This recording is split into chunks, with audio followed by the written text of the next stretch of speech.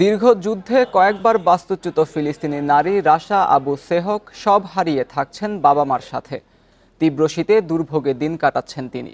জানান, যথাযথ সহায়তার অভাবে নানা রোগে ভুগছে তার 5 সন্তান।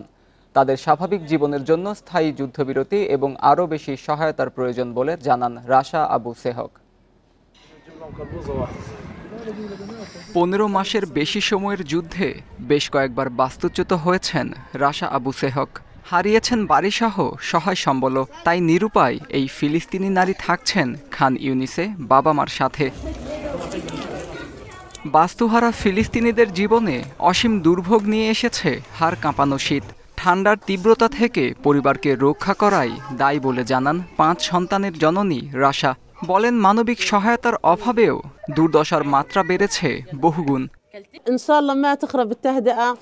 শীত থেকে বাঁচতে আমরা প্রতিদিন আগুন পোহাই, তবে ঠান্ডা আর ধোঁয়ায় বুকে ব্যথা হয়। আমাদের সন্তানরা নানা ধরনের রোগে ভুগছে। ওদের বাঁচাতে আমাদের যথাযথ আশ্রয় প্রয়োজন। আশা করছি আরব দেশগুলো সহ বিশ্ববাসী আমাদের পাশে দাঁড়াবে। এ অবস্থা থেকে উত্তরণে ফিলিস্তিনিদের একমাত্র আশার আলো যুদ্ধবিরতি। আমাদের বাড়ি ধ্বংস হয়ে গেছে। সহায়তা হিসেবে একটা তাঁবুও কিংবা চাদর পাইনি। আমাদের আরও সহায়তা প্রয়োজন। আবারও যুদ্ধবিরতি হবে কিনা তা নিয়ে আমি শঙ্কিত। আমার প্রায় মনে হয় আবারও ধ্বংসযজ্ঞ শুরু হতে যাচ্ছে। এভাবেই হয়তো সবকিছু শেষ হয়ে যাবে।